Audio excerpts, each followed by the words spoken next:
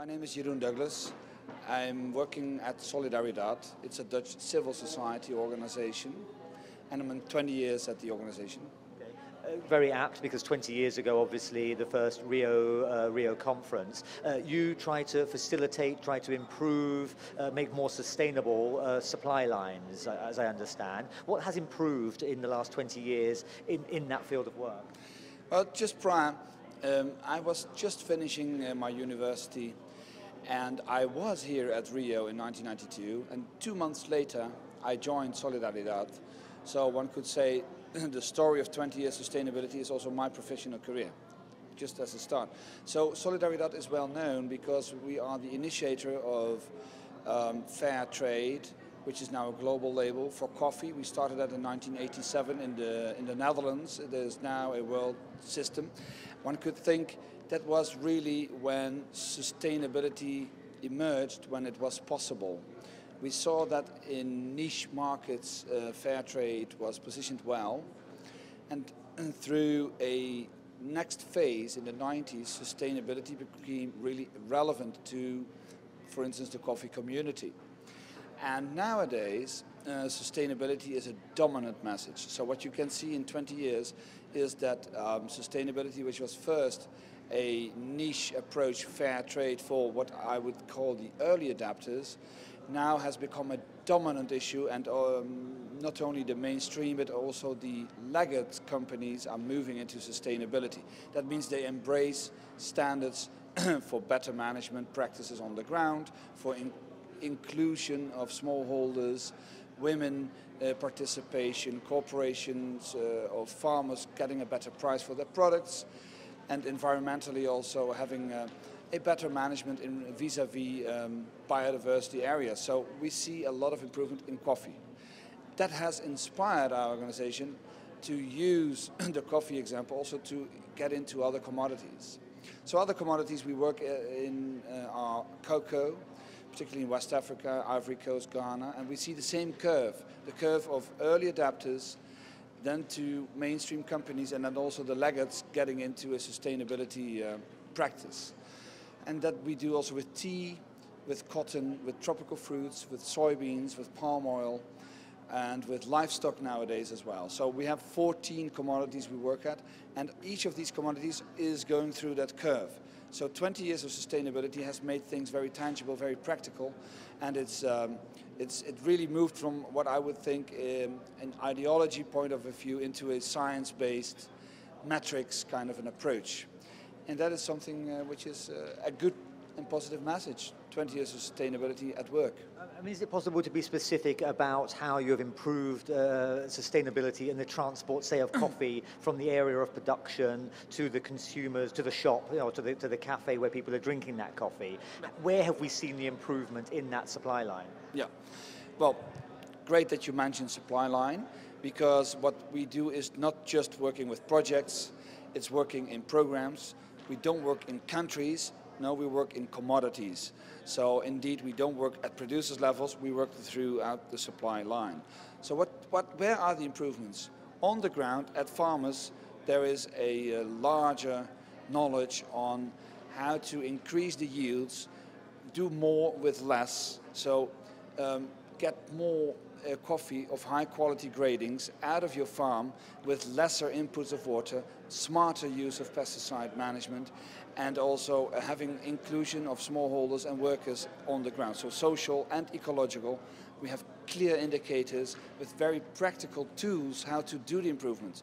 What we do at Solidaridad is organizing workshops, training programs, modules, so trainings and train the trainers. We educate farmers not only in being better entrepreneurs in their fields, but also better traders, negotiators to the next chain, which is the buyers. So that is where you get a second level of things of improvement, is cutting out the middlemen and have better grips on price settings, on price fixations to the future and so forth, benefiting the farmers, having better income. So on the front end of the, of the chain, where the brands are and the supermarkets are, we see that companies now have a much more dedicated buying program. they engage themselves to a standard, they force themselves to purchase against a certain level of sustainability, and sustainability really became one of those sales drivers for their brands. So throughout the chain one can see very tangible improvements. I mean, right across industry, across every element of industry, that sustainability message seems to be getting through, companies embracing it as a sales element as much as anything else. It's blatant common sense. What are the obstacles to implementing this whole sustainability message even further, making sure it's an intrinsic part of the way we do business right across the world? Yeah. Well, coffee, I think, is best in class example. We really moved from a piloting to a mainstream, and now it's really a dominant thing in the business. So in coffee one could say there's not so much obstacles anymore, rather than probably local markets where purchasing power is limited. So that's one of the obstacles, purchasing power. But more complicated and more challenging it becomes when we move into what I would call the bulk commodities. Those like soybeans or palm oil or sugarcane are what we call hidden ingredients. There is not a direct brand at the front end who can be held accountable for malpractices, for instance. So one of the obstacles with particularly soybeans, which is the most aggressively grown crop over the last 30 years, is that there is no retailer who sells a sack of soybeans. So how to make accountable the chain, how to make visible that in your eggs, in your milk and in your butter and in your meat you eat each day, there's a lot of soybeans indirectly involved. So communication is really an issue, and also holding all the chain players accountable for is an obstacle.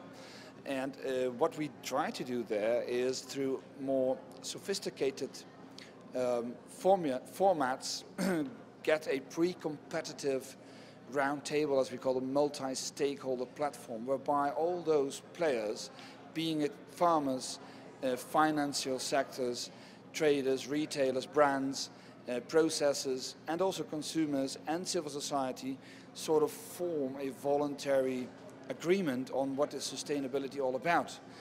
And that should be the way to get rid of the obstacle, because if everybody agrees that we should comply to a rigid standard of responsible soy, then you lift the whole bar of sustainability.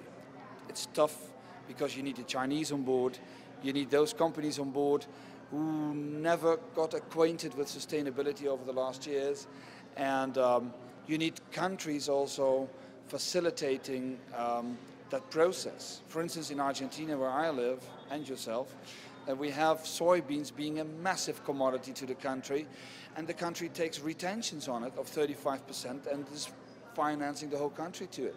So that's a huge obstacle for farmers to really invest into sustainability. They're investing in maintaining the country alive, which is a good thing.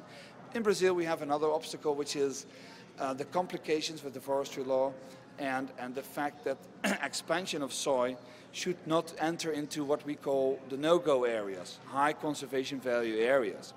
So what we try to develop also with the UN and the REDD mechanism is advanced tools so as to trigger farmers to get payments for their carbons, to get payments for expansion into degraded areas, so revitalize degraded areas, grassland management and so forth.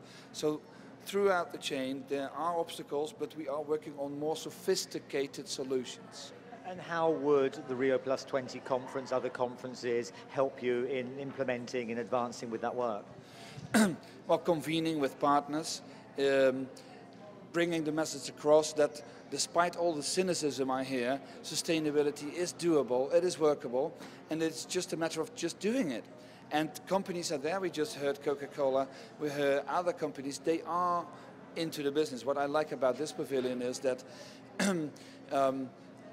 that there is this understanding, this growing understanding that the private sector is the real motor of change. And I think that is the core message I want to bring here to Rio. It's that through private sector initiatives, no matter what you think of private sectors, they are the motors to change the reality. And I think that is now a message which came across much better. 20 years ago it was either NGOs on the one hand or governments on the other hand.